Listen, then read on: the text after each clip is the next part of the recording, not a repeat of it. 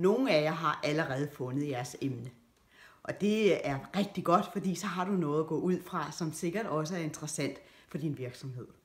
Men til dem af jer, der endnu ikke har fundet jeres emne, så kan du gå i gang med at mindmappe og finde ud af, hvad er det for nogle ting, der vil være interessant for dig at skrive om. Selv gør jeg det, at hvis jeg skal finde ud af, hvad er det egentlig, jeg skulle lave noget om, så bruger jeg nogle gule sedler, nogle lyserøde og grønne sedler, og så skriver jeg på dem, hvad det er, der interesserer mig. Så på den ene farve skriver jeg teorier, jeg synes er der interessante. På den anden skriver jeg, hvad der er vigtigt for virksomheden, og på den sidste, hvad jeg selv gerne vil have noget om. Så du kan bruge forskellige måder til at finde ud af, hvad er det, du skal indkredse dit emne med. Når du så har 1 eller 2-3 emner, så tænker jeg, at du skal gå i gang med at skrive din motivation for, hvorfor du har det emne. Fordi når du skriver din motivation, så finder du også ud af, om der er passion, og om du synes, det er spændende. Når du skriver motivation, kan du for eksempel bruge hurtigskrivning som en teknik. Det er, hvor du bare skriver uden overhovedet at tænke om, og så skriver du måske bare løs i 5 minutter, og du sætter bare uret til så at ringe, og så ser du, hvad du har skrevet om. Og specielt, hvis du endnu ikke har fundet dit emne, så det er en god idé. Fordi så kan du se, jamen går jeg i stå på det her emne, fordi så var det heller ikke mere spændende for mig. Og det med at finde noget, man brænder for, er en rigtig god idé.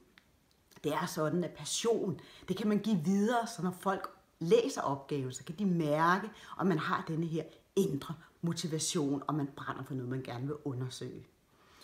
Dog kan det også være sådan, fordi Svend Brinkmann har jo skrevet med, at man skal tage nej-hatten på. Så det er ikke altid det helt afgørende, at man har passion. Han siger jo blandt andet, at det ikke er så vigtigt i virksomhederne, at medarbejderne har passion, fordi så bliver man alt for hurtigt slidt op. Jeg tror nu, at det er sådan for mit vedkommende, at det er nogle gange bedre at have oplevet kærligheden eller passionen, end ikke at opleve den. Og derfor tror jeg også, det kan være vigtigt, at du finder et emne, du brænder for. Men hvis du ikke gør, så lad være for tvivl, fordi nogle gange under processen, så begynder man at brænde for det. Eller du kan holde dig til, hvad Svend Brinkmann siger, at det nok skal gå uden den helt store passion. Så når du har fundet det her emne, du har skrevet din motivation, du finder ud af, om du brænder for det, så har vi lavet nogle ting inde i rummet, som du kan se, hvor du kan tjekke. Fordi en af de ting, der også er meget vigtigt at tjekke, det er, jamen har emnet overhovedet faglig relevans? Det skal det have. Der skal være noget fagligt inden for det fag, du skriver om. Ude i virksomhederne, der er vi sjældent så teoretiske. Men denne her gang, der skal du rent faktisk lære noget teori for at se, hvordan kan du bruge det. Du kan bruge de ting i din dagligdag. Så udover at det skal være fagligt relevant, og du skal synes, det er spændende, og det er fokuseret, så skal det også, synes jeg, være relevant for din virksomhed. Så prøv at tænke, når du starter med det her, hvad er det egentlig for nogle udfordringer, vi har ude i min virksomhed? Hvad kunne være interessant for min virksomhed, at jeg gik videre med? Og hvad kunne være interessant for mig?